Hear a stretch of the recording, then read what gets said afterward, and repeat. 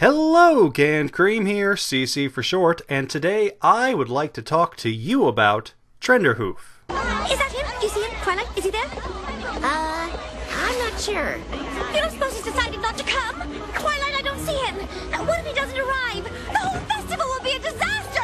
Twilight, where is he? Or, to be exact, I would like to explain why I think he's actually a pretty good character. Many of the reviews I've watched and read about the Season 4 episode did not have the kindest things to say about Trenderhoof. But that is an opinion that I have to dispute. MLP as a whole has not been the most sterling example when it comes to male characters. Characters that once started out strong, like Spike or Big Mac, have sort of devolved into a doormat and a walking pun, respectively. Other than that, our male characters are either background ponies, hick stereotypes, or villains. But Trenderhoof, I feel, is a good step back into the right direction. Maybe not a big step, but a step nonetheless. One of the more frequent complaints is that for someone Rarity claims to have a crush on since the beginning of time, he does kinda come out of nowhere. This, I feel, can be answered with one of 2 points. The first being that continuity has never been MLP's biggest strength or even their main focus. It's not really new for big events to sort of come out of nowhere.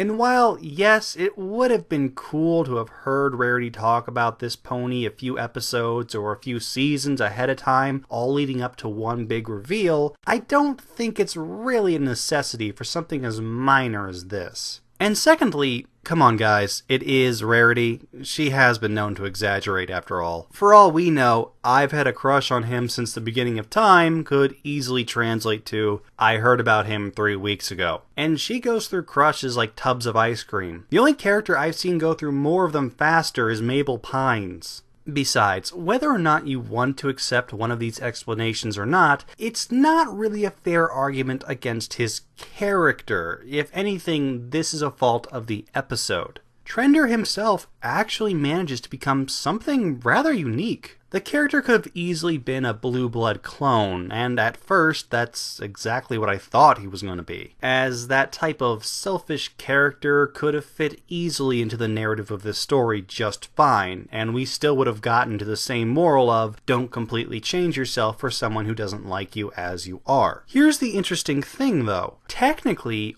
only Rarity needed to learn that lesson. She's one of our main characters after all. She's the one this episode needed to have learn and grow so the audience could do the same. But it's not just her. Trenderhoof learns the same moral as well, and not only learns it, he actually takes it very well and grows from it. At the start of the episode, Trender is a rather self-absorbed and egocentric person. His popularity has made him used to being the center of attention in conversations, as evidenced by the way he tends to talk to other ponies without actually listening to what they have to say. While not an endearing trait, no, I don't believe the show ever tries to present there being any malice behind it either. Whereas Blue Blood only cared about himself because he felt his royal status made him better, Trender seems to be self-absorbed because he's just become so used to being the center of attention. I personally find this to be a really relatable problem, and something that realistically can happen to anyone. It's possible for any of us to be complimented so much about something we do that we start to get a big head about it. And call me romantic, but I did find it a bit endearing that Trender was willing to throw away his old life and take on a brand new one he knew nothing about all over his crush on AJ. I'm not condoning it as a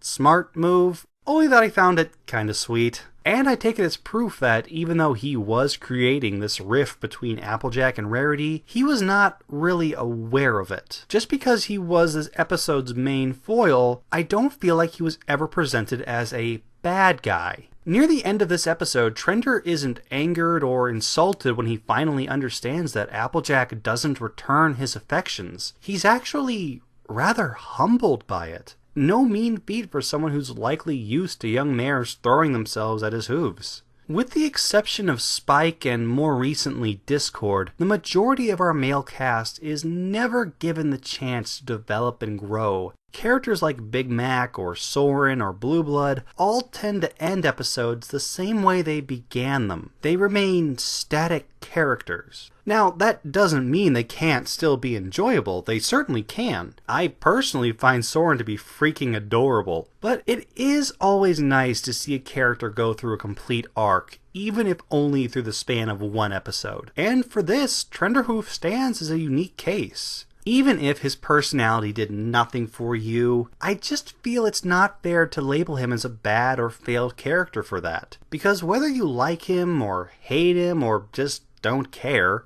I think it's undeniable that Trenderhoof ended its episode as a much better person with a stronger understanding of his world than when he entered it. And I believe that is a level of characterization and development that we all would like to see more of. Now, what about you, dear listener? What are your thoughts about Trenderhoof, and are there any other male characters that you'd like to see given development? Please post your own thoughts down in the comments below. Thank you very much for watching, and as always, stay pony, my friends.